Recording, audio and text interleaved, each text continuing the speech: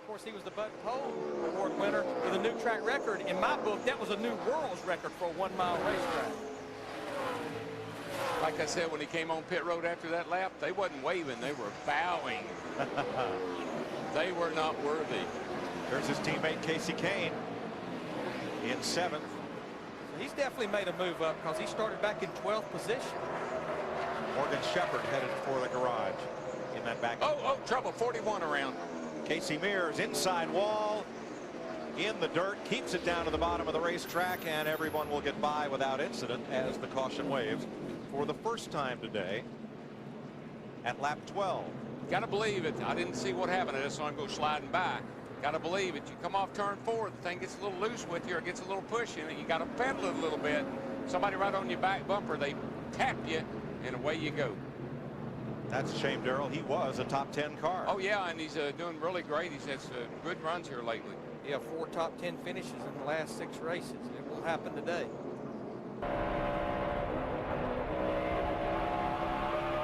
Pretty much looked like he was down under somebody, trying to keep it down off, trying to keep off of whoever's on the outside of him, and he spun it. Yep, that can happen right there.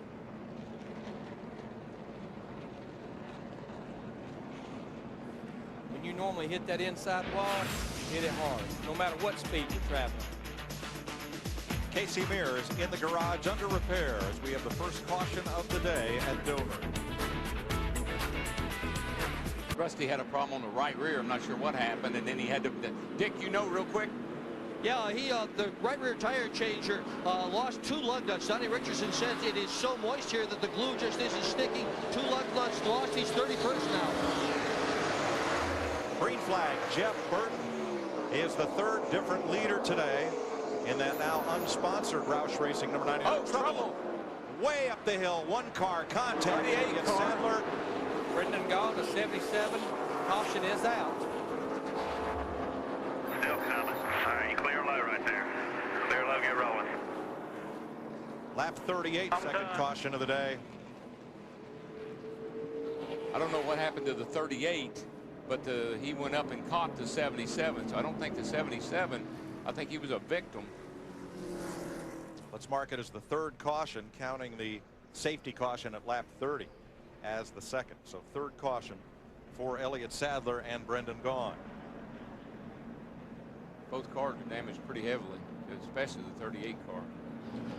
Darrell, it's hard to spin here and not get damaged pretty heavily, isn't it? Just don't know which way to go. You know he's going to go up, but you don't know how long he's going to be there. Whoa. Did he and Kurt Busch get together? Yeah, they did. Brendan Gaughan to 77, nowhere to go. Look at Jamie McMurray to 42, just barely gets by. That was a good move.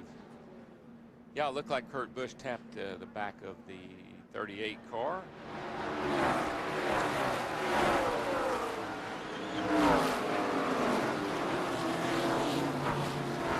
Murray and Jimmy Johnson making evasive action. Let's watch from Dale Jr.'s view.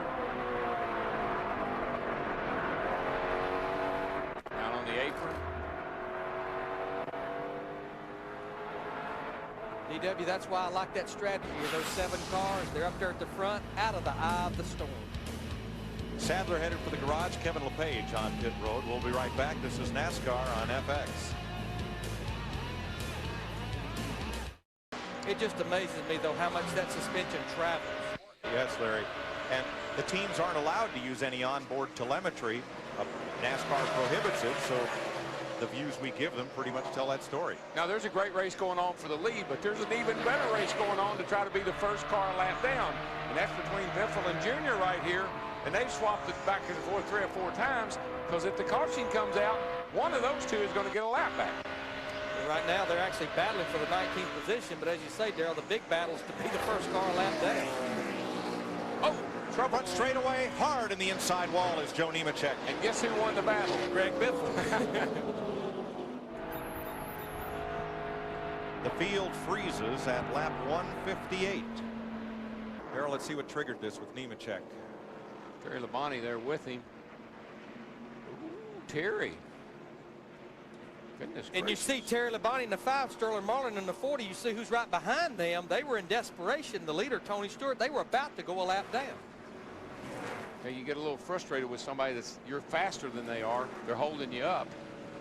But I wonder, Darrell, if that was much like what we saw in turn number 2 between Biffle and Sadler. As Nemechek came off the corner, did he have to lift? Pretty And far off the Labonte's corner. foot was in the gas. Pretty far up off the corner there. About a third of the way down the straightaway. Yeah, he was on the straightaway. Oh, and there, Tony Stewart right behind them, about to put them a lap down. That's what Tony calls it. Well, I ain't gonna say that. Ain't gonna go there, No, are you? no. Take that back. Strike that. Well, Labonte and Sterling Marlin do stay on the lead lap. And Joe Nemechek will head for the garage. Jeff Gordon has knocked the wall down in turn number 2. Down he goes. He's been talking about the car being a little tight. You see the tire fly apart. It's like you saw the car not turn, then you saw it come apart right there, and that is a hard lick, and there is not any safer barriers here. Heavy damage to the right front of Gordon's DuPont Chevy. The crowd very vocal in their reaction, and here's Rusty's look at it. Oh, man. Oh. I tell you, from a driver, you got the wheels turned left, you're going up the hill, and about that time, she lets go. I fail to understand why so many people cheer Jeff Gordon's misfortune. I don't get it either. And he had the best car a year ago. My goodness, I mean, he's just way, way, way too fast. Once you miss the commit cone, you might as well go around.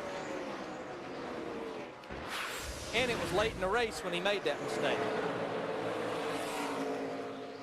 Dave Blaney is in. He's had a great race for Bill Davis today. Oh, now Ryan Newman's in trouble, pit road. Into the barrier. I'm going to say that's going to be borderline. The caution is out. The caution is out. I think Keep going, run right through the pit. the reason the caution's out is he hit the tires down there and knocked some of them out in the race. Okay. You may not believe this, but Mayfield may have just stuck the whole field lap down.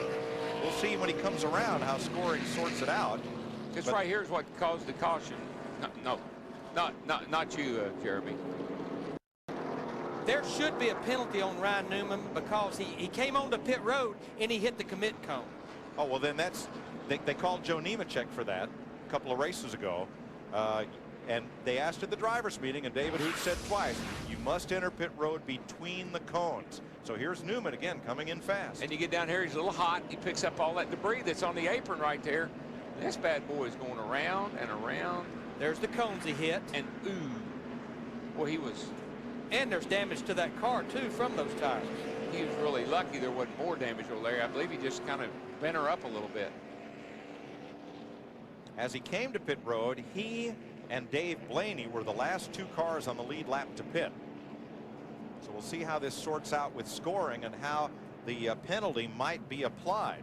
Right now on the scoreboard, Ryan Newman remains the leader. I expect we'll have to adjust that.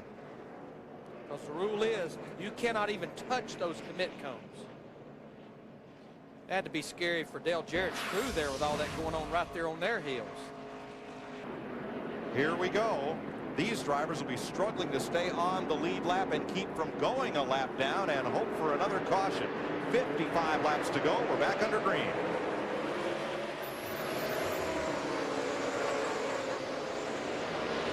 Here you see Jeremy Mayfield back there about 12th or 13th spot on the racetrack. Losing the lead to Casey Kane. On the outside. And here comes Jimmy Johnson in as well. Jeremy Mayfield. Oh, Treble and Blaney. Michael Waltrip and Blaney got together. There goes Blaney into the wall. There goes everybody. Yeah, Ryan Newman's in it. Greg Biffle. 48 car. Half the field, it looks like. And the 9th caution of the day will be huge. 40, 41, 31, 0. When the leader restarts in the middle of the pack, this is frequently the result. Yeah, it's kind of, I'd almost bet you that something like this might have happened. And the field is being held in the front straightaway. Here's what happened. Oh, they're just 3 wide down through there, and Blaney's trying to give the guy on the inside room, and he got into Michael. There you see Greg Biffle Boy, gets to the back of did Jimmy you see Johnson. the 9-car shoot through there? Hard to believe. Wow, I can't believe he made it. Matt Kenseth got through. Ward Burton stopped with minimal damage. Mark Martin stopped. But See, they go 3 wide, and Blaney tries to move over to give the 22 car some room, and he and Michael come together. Darrell, I wouldn't want to be at the team meeting Monday at Bill Davis Racing because it was Scott Wimmer who, trying to come up the track to get an entry into turn 3, caused Blaney to swerve to the right. Here they come down the back, and they get 3 wide. I don't know what happened. And I'm mistaken. Wimmer stayed low on the bottom of the no, racetrack, out of harm's way. My mistake. It's just too many cars going in the same spot. Jeremy Mayfield, the 19, finally gets out of that mud over there. He's coming down pit road right now as we speak.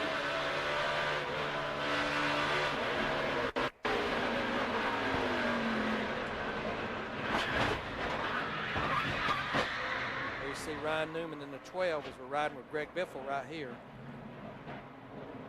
Let's ride with Rusty.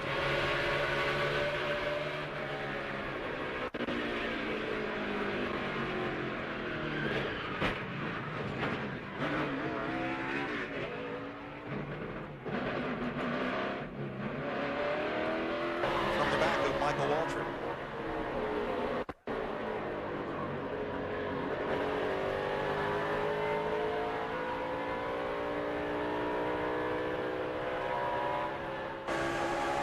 Ricky Rudd.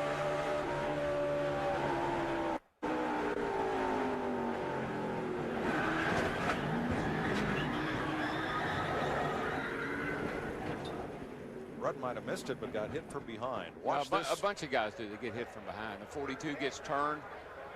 He gets into the 97. He 48. gets into the 19, into the 2, into the 40, into the 43. Jeff Burton, the 99, just skimmed by. 12 into the inside fence.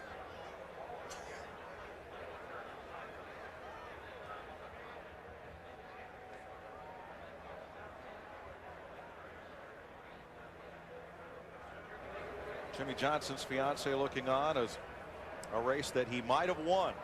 He's trying to crank the thing up. And that car has still not moved from between turns 2 and 3. For Casey Kane, this is not just a chance to win his first race. It's a chance to get his season back on track. Since he finished second at Texas in April, his third second-place finish, he has not had a top 10. And that is in a stretch of 5 races in which his best finish was last week, 12th. He's been a victim a lot. He's been in the wrong place at the wrong time a lot.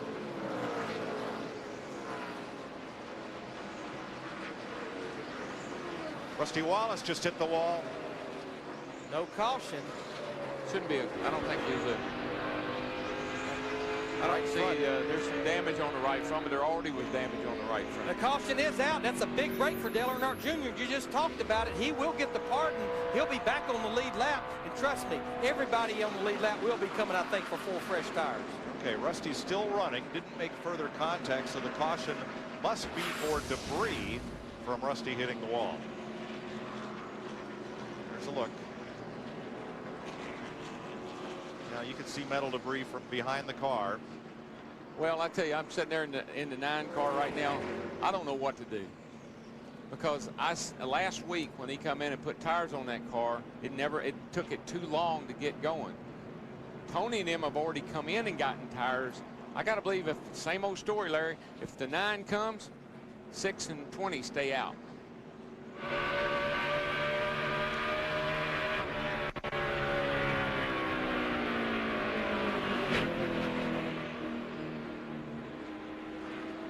Casey Kane's crew chief, Tommy Baldwin.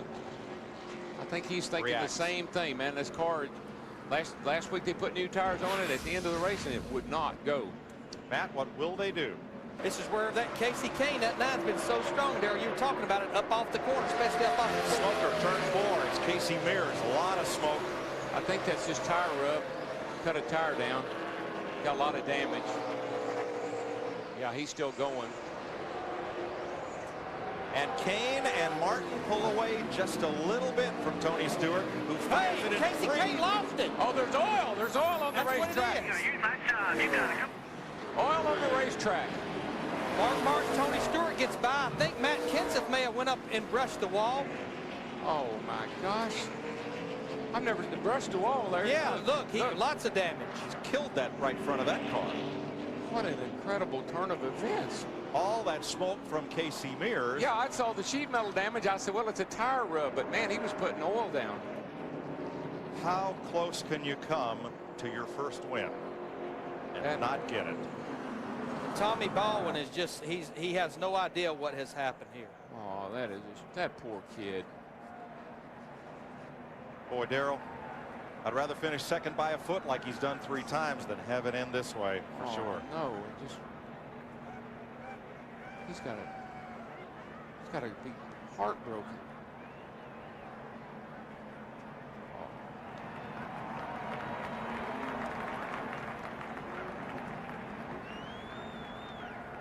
Here comes Kane down into the corner, and you're going to see the car about right there. She takes off.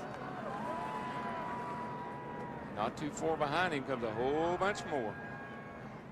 I think Mark and Tony may have seen what happened to him and got it to the inside. This will show it right here, Darrell.